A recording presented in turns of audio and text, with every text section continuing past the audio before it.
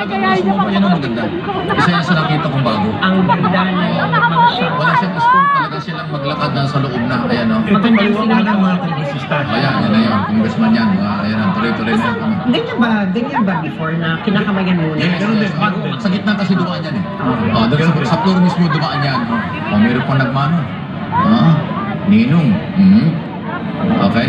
So, tapos diretso na sa itaas. Doon talaga ang daan sa pinaka-main para dadaan ka dyan sa mga congressman, senador, o mga congressman para kakamayan mo yan. Yung tendency ng mga kongresista at mga senadores, pumunta po sa koridor sa gitna.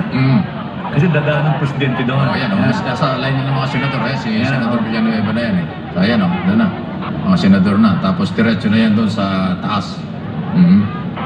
At mabilis yan ang attorney ha. Pagkakit niya sa taas, ang bilis na yan. Oo. Kagad-agad ay magtatrabaho yung ating bagong Senate President at saka House Speaker. At diretso na yung SONA. So sakto. Aabot ng saktong mga 4 o'clock ay magsimula yan. Pero siyempre may flags, mayroong pang national anthem, tapos mga prayer ng iba-ibang lahi, iba-ibang relihiyon. Tapos Yan, paket na. Upo. Nasa lupang nira na tayo. Ayan.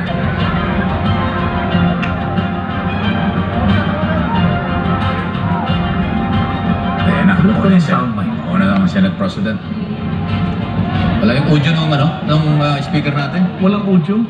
Ba't walang audio yung speaker at saka Senate President? Please rise for the singing of the Philippine National Anthem to be led by the Samiweng Singers of Ilocos Norte.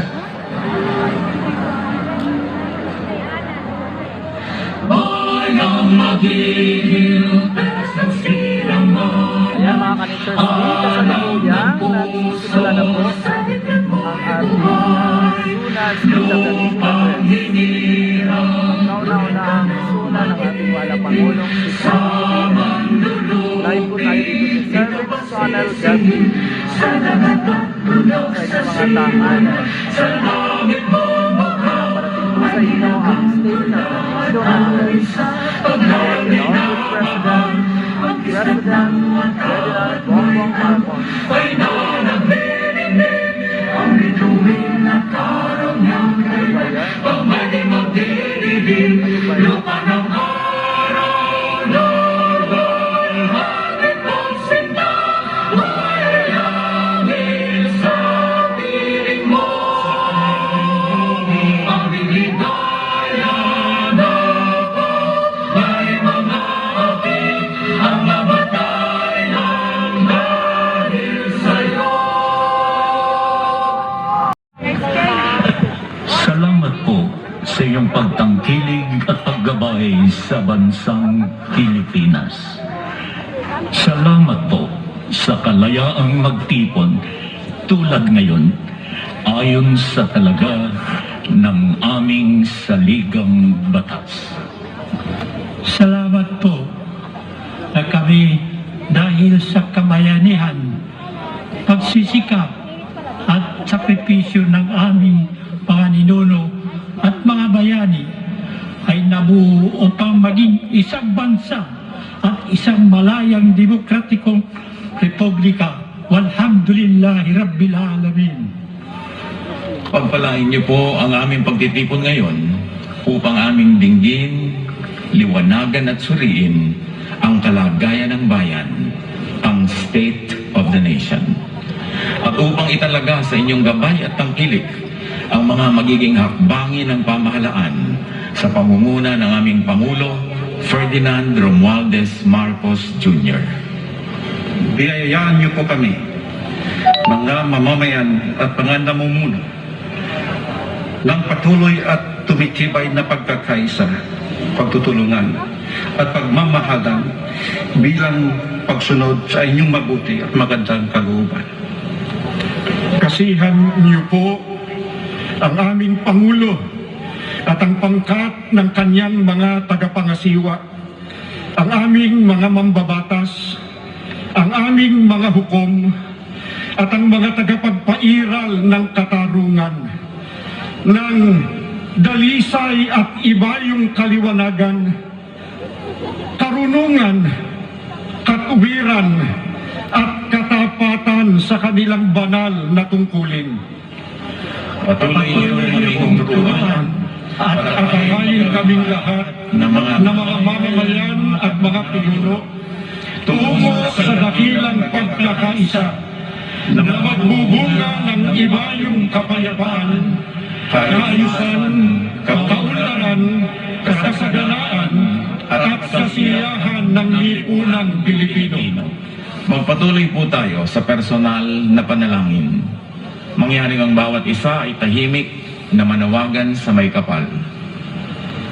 Honorable members of the Congress of the Philippines, His Excellency Ferdinand Romualdez Marcos Jr., President of the Republic of the Philippines.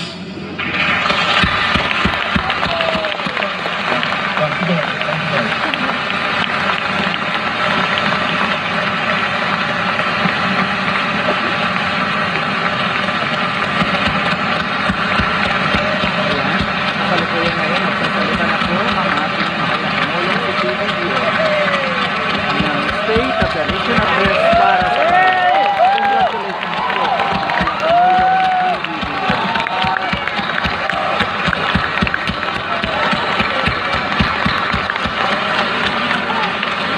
Vice President Sara Zimmerman Duterte, former Presidents Joseph Ejercito Estrada, Gloria Macapagal Arroyo, and Rodrigo Roa Duterte, Senate President Juan Miguel Zubiri, and the honorable members of the Senate, House Speaker Ferdinand Martin Romualdez, and the honorable members of the House of Representatives, Chief Justice Alexander Gesmundo, and the honorable justices of the Supreme Court, the Apostolic Nuncio, Most Reverend Charles John Brown, and the esteemed members of the Diplomatic Corps,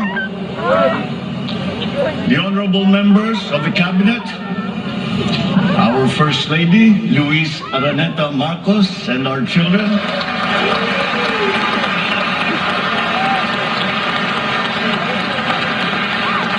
distinguished guests, ang mga minamahal kong mga kababayan, ladies and gentlemen, magandang hapon po sa inyong lahat. I come before you today to address you as it is my duty as President of the Republic. We live in difficult times, brought about by some forces of our own making, but certainly also by forces that are beyond our control. But we have, and we will continue to find solutions, and these are some of them. In terms of the economy, we will implement a sound fiscal management. Tax administration reforms will be in place to increase revenue collection. Expenditure priorities will be realigned and spending efficiency will be improved to immediately address the economic scarring arising from the effects of COVID-19 and also to prepare for future shocks. Productivity-enhancing investments will be promoted. Our country must become an investment destination, capitalizing on the corporate recovery and tax incentives for enterprises, or the CREATE law, and the economic liberalization laws such as the Public Service Act and the Foreign Investments Act. Ecozones will be fully supported to bring in strategic industries such as those engaged. It's also seen to facilitate economic growth outside of Metro Manila. Our tax system will be adjusted in order to catch up with the rapid developments of the digital economy, including the imposition of value-added tax on digital service providers. The initial revenue impact will be around 11.7 billion pesos in 2023 alone. Tax compliance procedures will be simplified to promote ease of paying taxes. We will pursue measures to determine possible undervaluation and or trade misinvoicing of imported goods. Through information and communications technology, the Bureau of Customs will promote streamlined processes.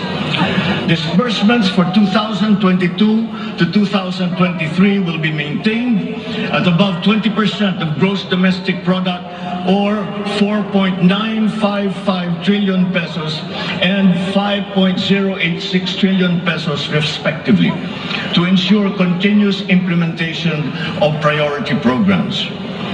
Disbursement will further increase over the medium term from 5.402 trillion pesos, or 20.7% of our GDP in 2024, to 7.712 trillion pesos, or 20.6% of GDP in 2028. The medium-term fiscal strategy of this administration seeks to attain short-term macro-fiscal stability while remaining supportive of the country's economic recovery and to promote medium-term fiscal sustainability.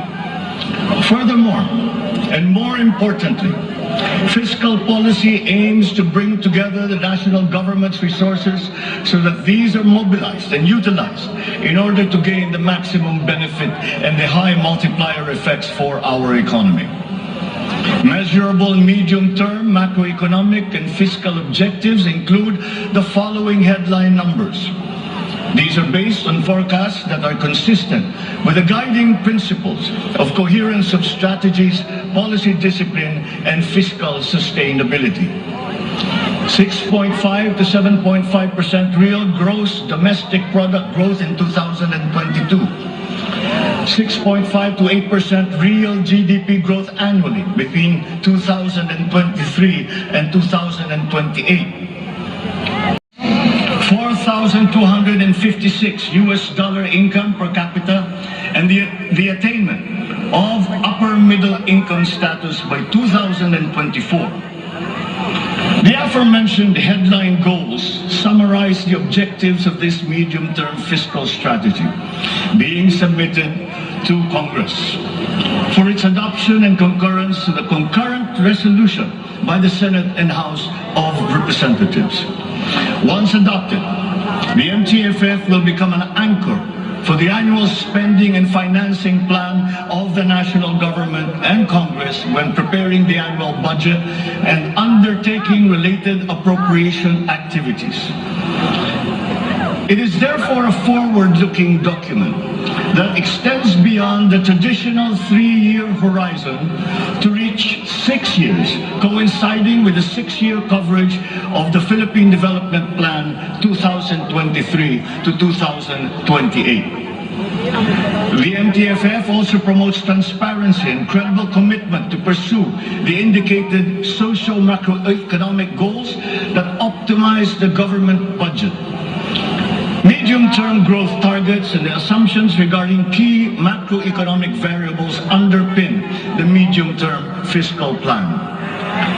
The recent past and the COVID-19 pandemic has beset the macroeconomic environment with challenges and a series of external shocks.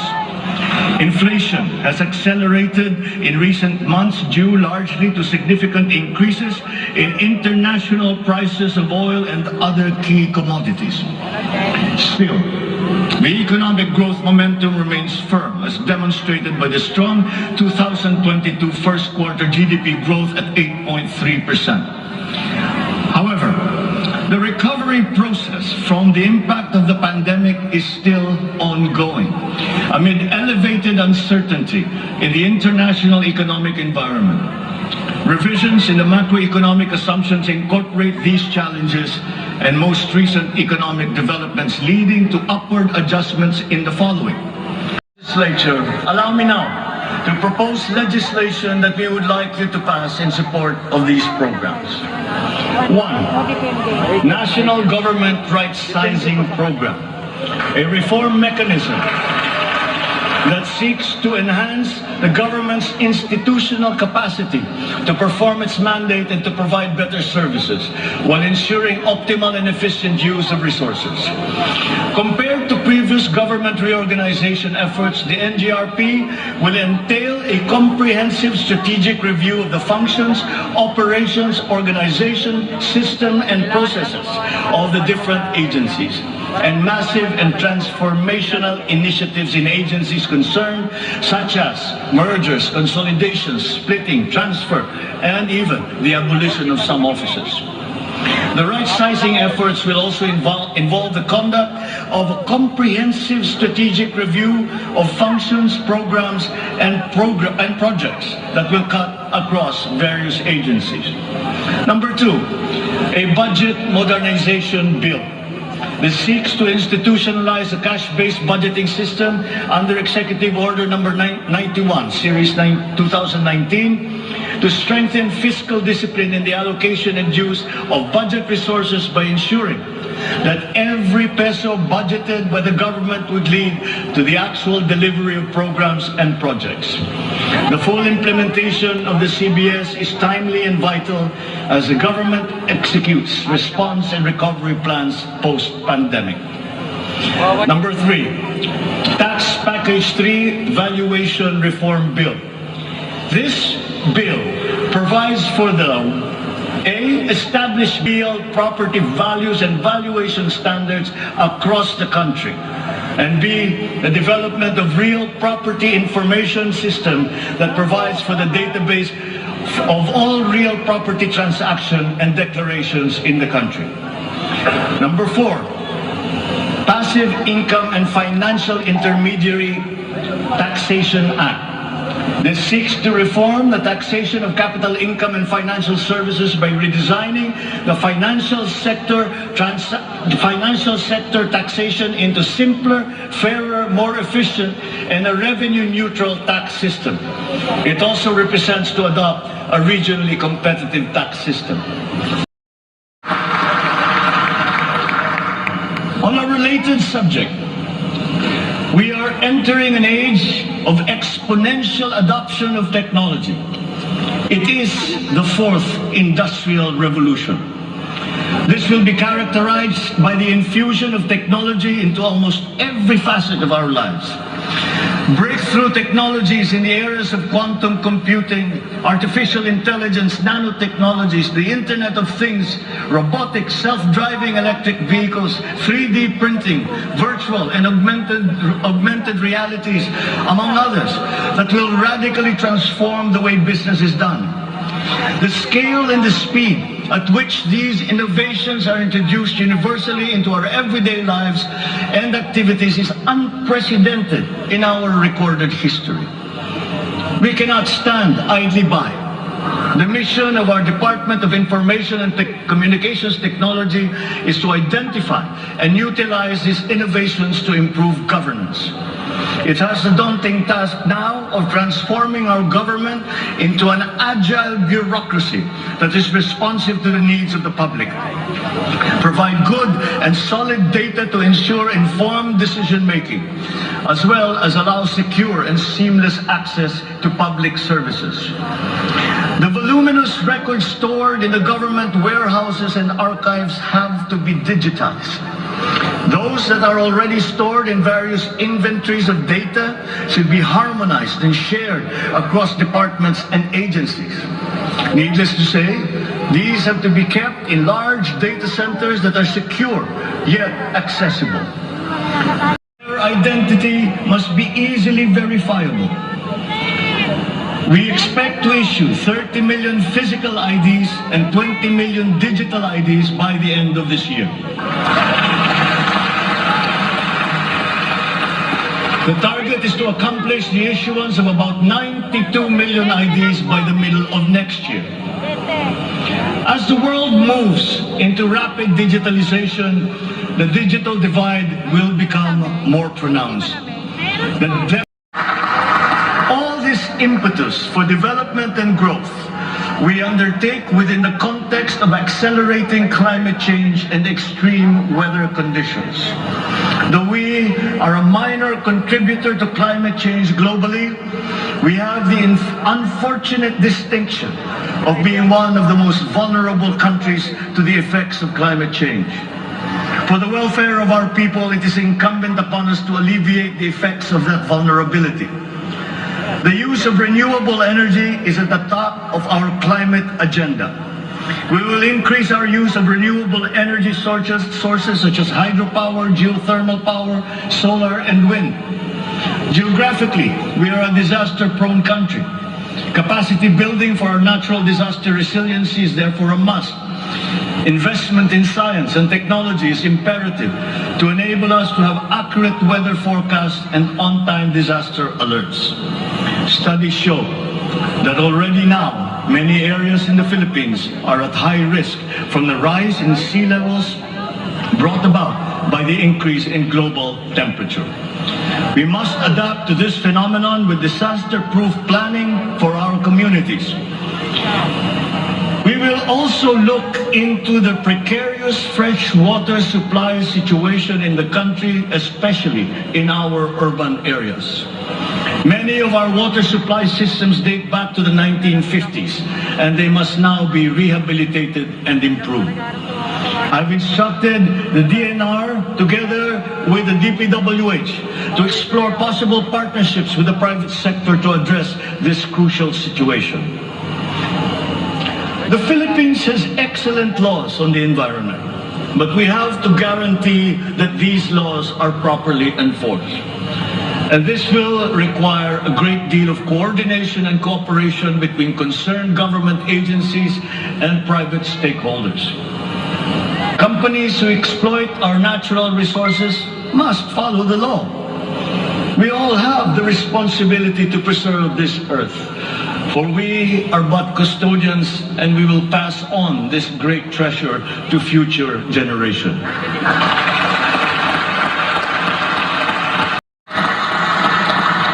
My order to the Department of Transportation, or DOTR, is really very simple.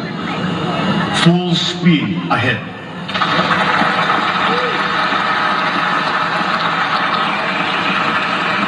Improving our railway system, along with modernizing existing airports and seaports, will maximize our strategic location in the Pacific and connect our many islands. A key sector in our transformation plans is that of energy. Another fundamental requirement for growth and increased employment will be the availability of cheap, reliable energy. This even comes under the category of ease of doing business. If we are to attract investors, both local and foreign, to set up shop here in the Philippines. At present, our demand for energy far exceeds our reliable supply. We must increase the level of energy production. We must look at every possible option that would be appropriate for the Philippine situation. There is some room to expand our present power supply through existing power sources, but this is only to a very limited extent. We must build new power plants.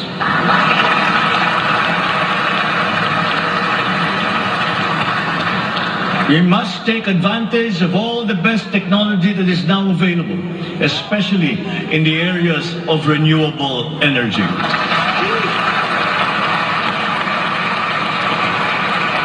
Our search for new power sources should always be with an eye to improving the mix of the energy supply between traditional and renewable sources. The technology on renewable energy is progressing rapidly, and many of these technologies are appropriate for the Philippines. We have already begun windmill power. We are now expanding very quickly our solar power production.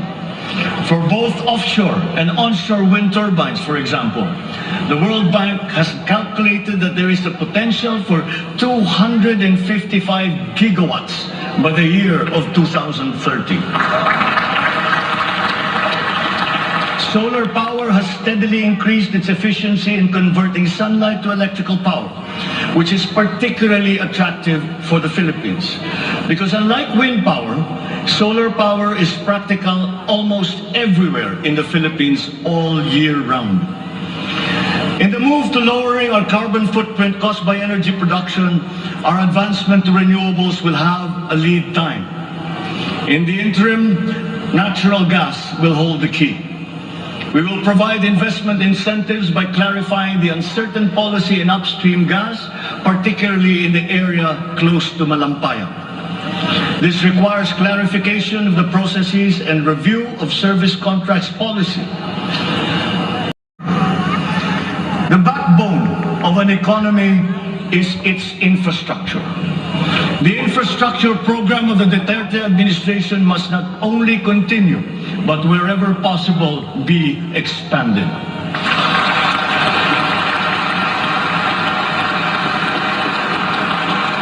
We shall confidently build on this firm foundation established by my predecessor as it is in building an edifice. We must keep the momentum and aspire to build better, more. Necessarily, infrastructure development will remain a very high priority in our drive for growth and employment. Once again, I will not suspend any of the ongoing projects as those have already been shown to be of benefit to the public that they serve.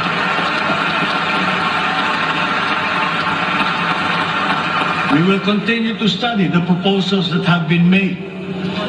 Infrastructure development spending will be sustained at 5 to 6% of GDP. The planned expansion of infrastructure projects, I believe, would be possible if we continue to encourage the participation of the private sector in the development of our programs. Public-private partnerships, or PPPs, hold great potential for that expansion, for infrastructure development and for innovation. Our infrastructure development is of primary importance as it is a necessary element to improve many other sectors, to include agriculture, tourism, general economic activity, and even to governance. It is my belief also that we have missed some great opportunities to develop our rail transport system. It is clear in my mind that railways offer great potential as it continues to be the cheapest way of transporting goods and passengers. We can build upon already existing lines by modernizing these old railway systems. There are dozens of railway projects on the ground, above the ground, below ground, not just in Manila, but in other regions, at various stages of implementation and with a combined cost of 1.9 trillion pesos. Nasa ibang bayan. Ito ang papel na gagampanan ng kagawaran ng manggagawang mandarayuhan o Department of Migrant Workers matapos itong ideklara bilang ganap na ahensya ng gobyerno ng isang taon. Ang kagawarang ito ang magsisilbing kanlungan ng ating mga kababayan sa gitna ng mundong walang kasiguruhan at mahigpit na kompetisyon. Ito ang maglalatag sa kanila ng mga oportunidad. Titiyak na ang kanilang mga hanap buhay ay tugma sa kanilang mga kasanayan. Maninigurong akma ang sahod at maayos ang kalagayan sa kanilang mga kumpanya at mga ngalaga sa kanilang mga pamilya habang sila ay nasa malayo. Gagawin natin ito sa pamamagitan ng pag-aalis ng red tape sa sistema ng pagsusulong ng digital empowerment. We shall automate the verification of contracts and issue secure overseas employment certifications that you can keep on your smartphone. I call on the Department of Migrant Workers and the DICT to make this a top priority. Nangungutang pa ang isang ina ng bawat OFW upang sumakay ng barko para pumunta sa Maynila at mangatok sa iba't ibang ahensya para mapauwi ang anak na inaapi. Ngayon, kami na ang tatawag sa mga magulang ng OFW para sabihin sa kanila ang petsa kung kailan nila mayayakap at makakapiling ang kanilang mga anak.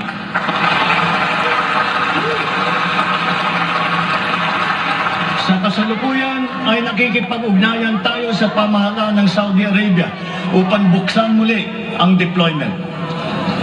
Kaya natin at gagawin natin ang makipagnegosasyon na mabigyan ang ating mga kababayan doon ng tamang pasahod at mapangalagaan ang kanilang karapatan at kapakanan. Muli natin patitibayin ang respeto at pagkakaibigan ng ating dalawang bansa tulad ng namamagitan sa ating ama sa kanilang hari. Sa mga susunod na buwan ay magtutungo si Secretary Susan Ople sa Saudi Arabia upang tiyakin na may sapat na puwersang magsisiguro na mabubuksan muli ang empleo sa bansa at para maisulong ang ating kampanya laban sa human trafficking.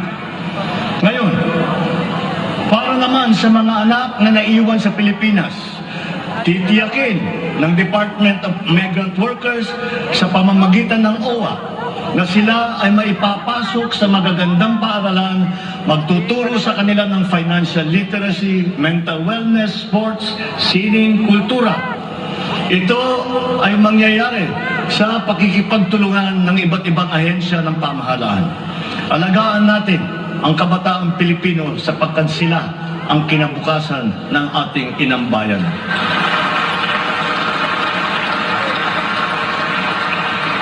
Sa ating mga kababayan na nasa ibang bansa, you deserve a home in government. Not only for the money that you send home, but you are not cold tools of the economy. You deserve it for your sacrifices for our country and your perseverance and excellence in the global arena. You OFWs represent the fighting faith of the Filipinos as a nation and as a people. Let us transform your overseas journey into inspirational stories for all time.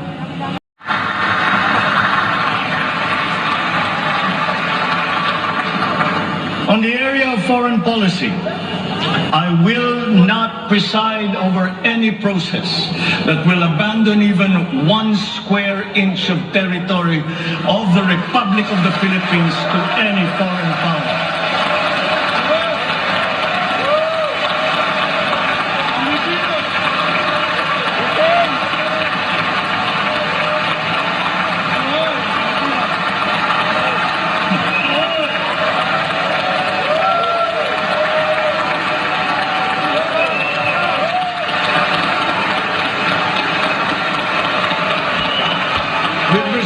To our place in the community of nations, the Philippines shall continue to be a friend to all, an enemy to none.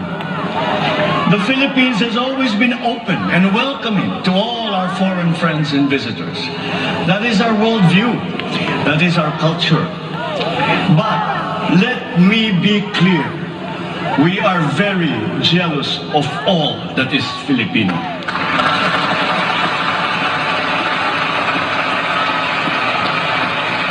We will be a good neighbor, always looking for ways to collaborate and cooperate with the end goal of mutually beneficial outcomes. If we agree, we will cooperate and we will work together. And if we differ, let us talk some more until we develop a consensus. After all, that is the Filipino way. But we will not waver. We will stand firm in our independent foreign policy with the national interest as our primordial guide.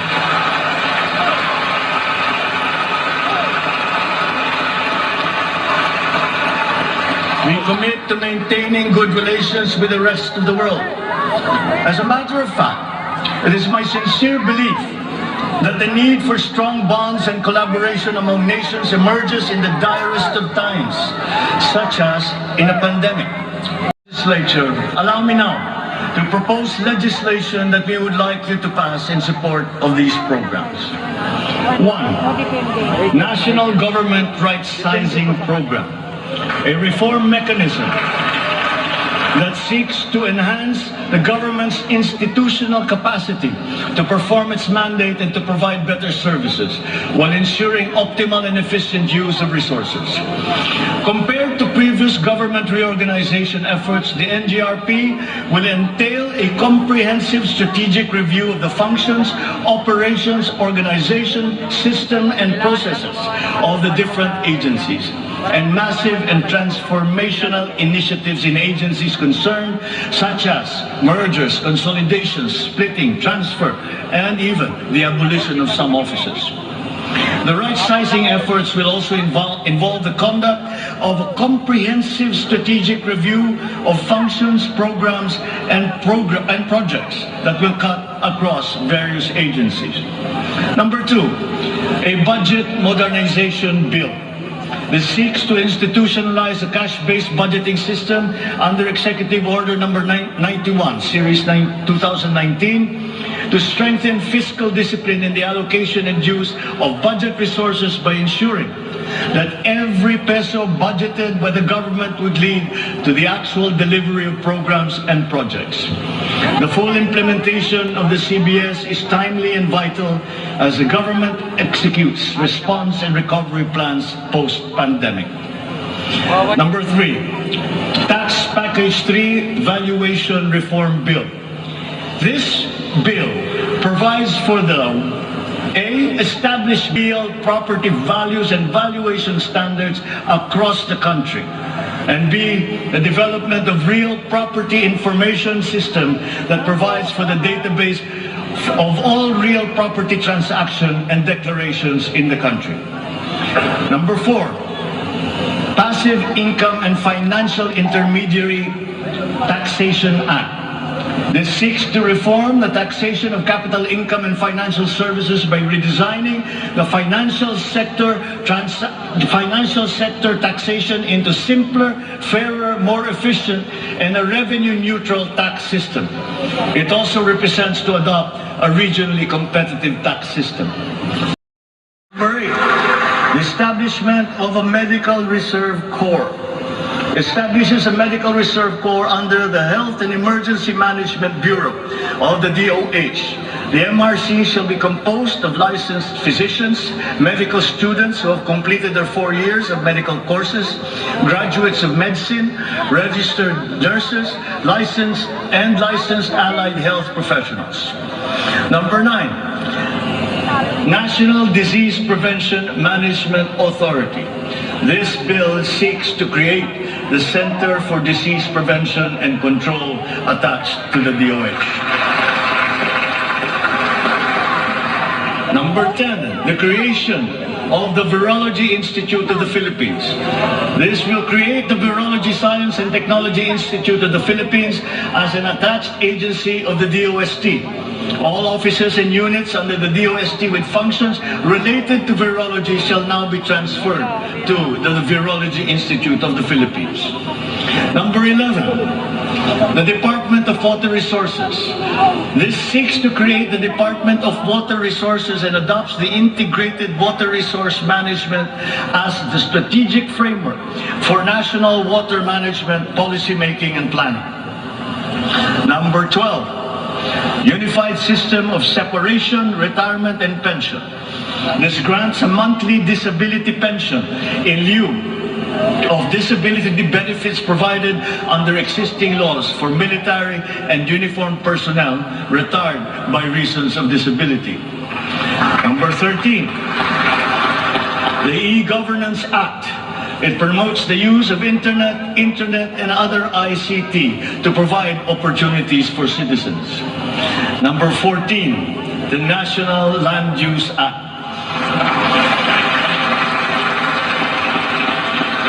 This will provide for a rational and holistic management and development of our country's land and water resources, hold owners accountable for making these lands productive and sustainable, strengthen the LGU to manage ecological balance within its jurisdiction. It also provides for land use and physical planning framework as a mechanism in determining policies and principles to implement this legislative measure. Number 15, the National Defense Act.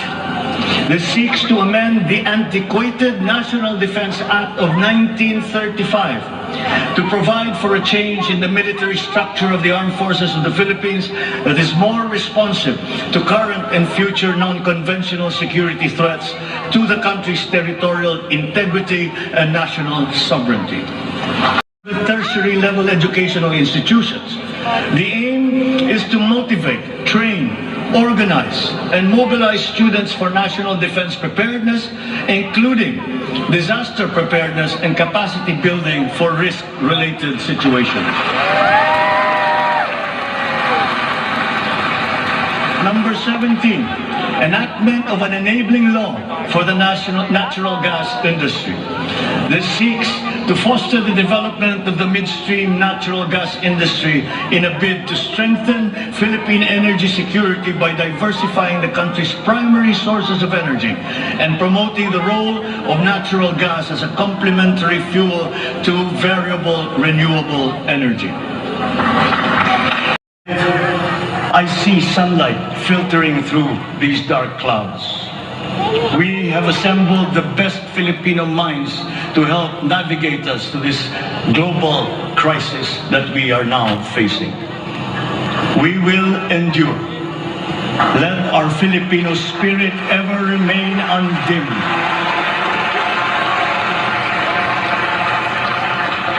I know this in my mind. I know it in my heart. I know it in my very soul.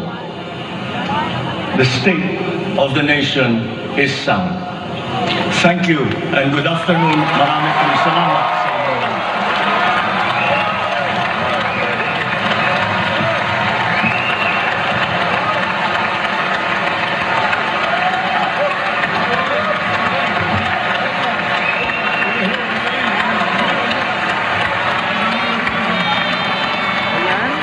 Kasalukuyan po, katatapos lang po ng State of the Nation Address ng ating mahal na Pangulong si Pangulong Ferdinand Romualdez Marcos Jr. Ayan. So katatapos lang po ng kanyang SONA 2022, ang kauna-unahang SONA po na ginanap dito sa IBP, dito sa Congress. Ayan.